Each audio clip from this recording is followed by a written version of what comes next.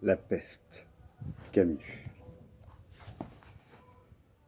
La cathédrale de notre ville, en tout cas, fut à peu près remplie par les fidèles pendant toute la semaine. Les premiers jours, beaucoup d'habitants restaient encore dans les jardins de palmiers et de grenadiers qui s'étendent devant le porche, pour écouter la marée d'invocations et de prières qui refluaient jusque dans les rues. Peu à peu, l'exemple aidant, les mêmes auditeurs se décidèrent à entrer et à mêler une voix timide aux réponses de l'assistance. Et le dimanche, un peuple considérable envahit la nef, débordant jusque sur le parvis et les derniers escaliers. Depuis la veille, le ciel s'était assombri, la pluie tombait à verse. Ceux qui se tenaient dehors avaient ouvert leurs parapluies. Une odeur d'encens et d'étoffe mouillée flottait dans la cathédrale quand le père Paneloup monta en chaire. Il était de taille moyenne, mais trapu. Quand il s'appuya sur le rebord de la chaire, serrant le bois entre ses grosses mains, on ne vit de lui qu'une forme épaisse et noire surmontée de 2 taches de ses joues, rubicondes sous les lunettes d'acier. Il avait une voix forte, passionnée, qui portait loin, et lorsqu'il attaqua l'assistance d'une seule phrase véhémente et martelée, « Mes frères, vous êtes dans le malheur, mes frères, vous l'avez mérité !» Un remous parcourut l'assistance jusqu'au parvis. Logiquement, ce qui suivit ne semblait pas se raccorder à cet exorde pathétique. Ce fut la suite du discours qui fit seulement comprendre à nos concitoyens que, par un procédé oratoire habile, le père avait donné en une seule fois, comme on assène un coup, le thème de son prêche entier. Paneloup, tout de suite après cette phrase, en effet, cita le texte de l'Exode relatif à la peste en Égypte et dit « La première fois que ce fléau apparaît dans l'histoire, c'est pour frapper les ennemis de Dieu. Pharaon s'oppose aux desseins éternels et la peste le fait alors tomber à genoux. Depuis le début de toute l'histoire, le fléau de Dieu met à ses pieds les orgueilleux et les aveugles. Méditez cela et tombez à genoux. » La pluie redoublait au dehors et cette dernière phrase prononcée au milieu d'un silence absolu, rendu plus profond encore par le crépitement de l'averse sur les vitraux, retentit avec un tel accent que quelques auditeurs, après une seconde d'hésitation, se laissèrent glisser de leurs chaises sur le prie-dieu. D'autres crurent qu'il fallait suivre leur exemple, si bien que, de proche en proche, sans un autre bruit que le craquement de quelques chaises, tout l'auditoire se trouva bientôt à genoux. Paneloup se redressa alors, respira profondément et reprit sur un ton de plus en plus accentué. « Si aujourd'hui la peste vous regarde, c'est que le moment de réfléchir est venu. Les justes ne peuvent craindre cela, mais les méchants ont raison de trembler. Dans l'immense grange de l'univers, le fléau implacable battra le blé humain jusqu'à ce que la paille soit séparée du grain. Il y aura plus de paille que de grain, plus d'appelés que d'élus, et ce malheur n'a pas été voulu par Dieu.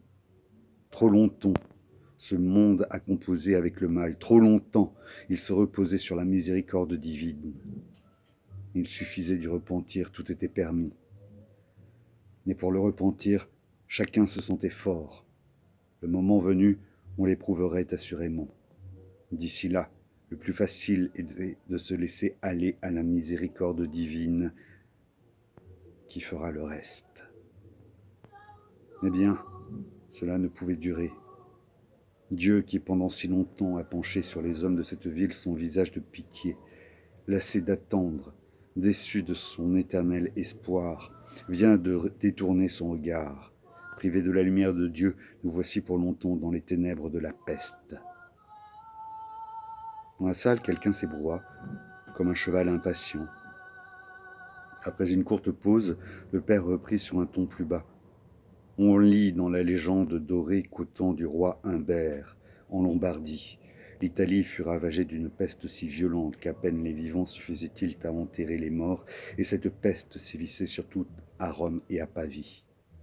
Et un bon ange apparut visiblement, qui donnait des ordres au mauvais ange, qui portait un épieu de chasse, et il lui ordonnait de frapper les maisons, et autant de fois qu'une maison recevait de coups, autant y avait-il de morts qui en sortaient.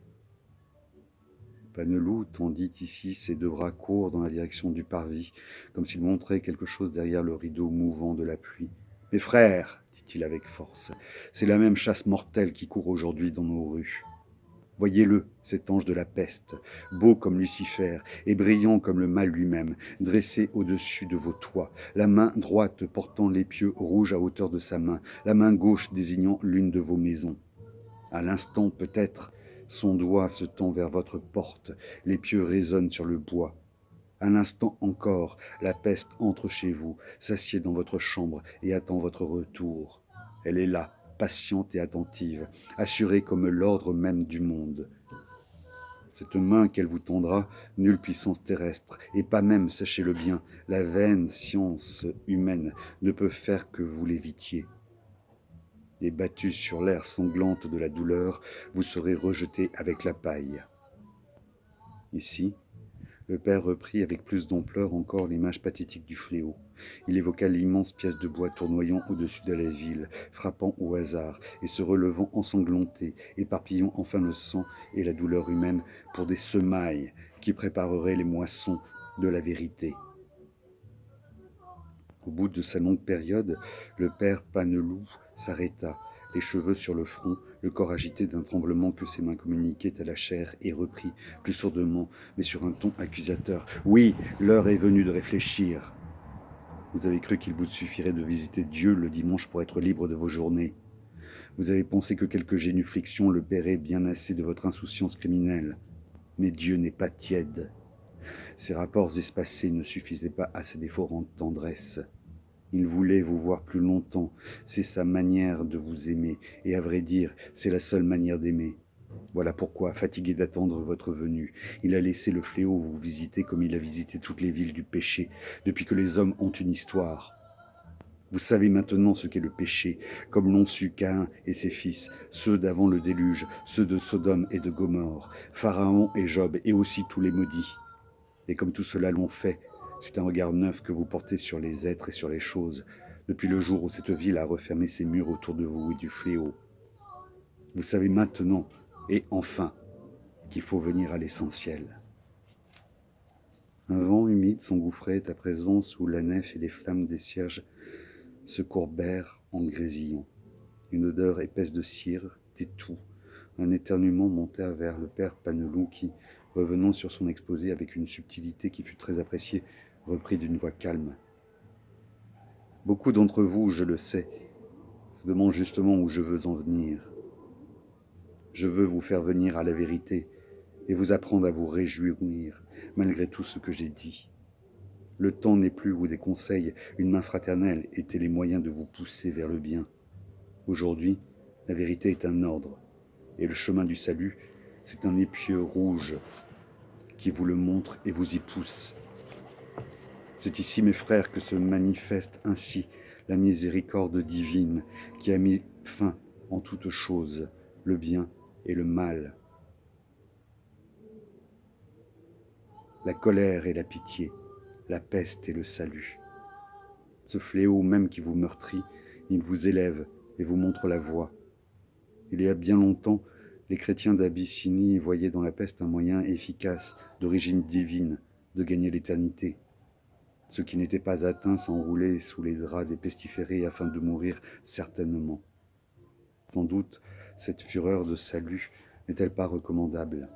Elle marque une précipitation regrettable, bien proche de l'orgueil. Il ne faut pas être plus pressé que Dieu, et tout ce qui prétend accélérer l'ordre immuable qu'il a établi une fois pour toutes conduit à l'hérésie.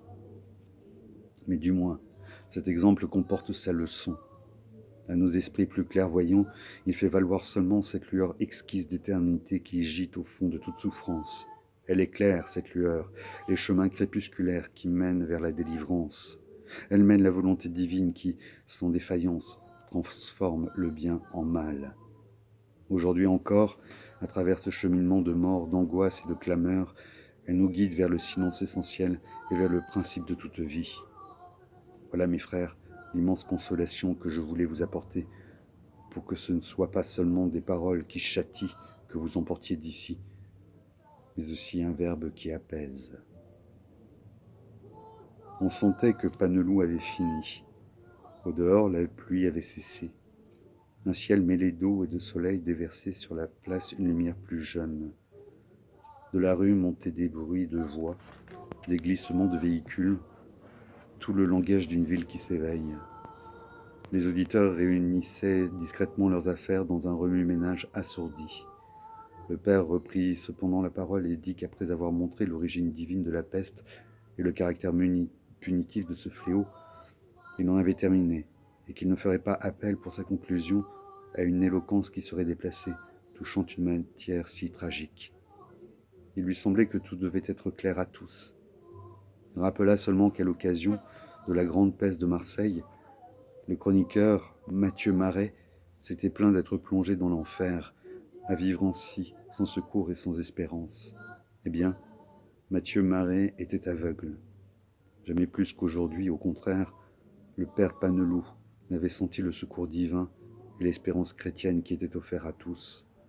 Il espérait contre tout espoir que, malgré l'horreur de ces journées et les cris des agonisants, nos concitoyens adresseraient au ciel la seule parole qui fût chrétienne et qui était d'amour.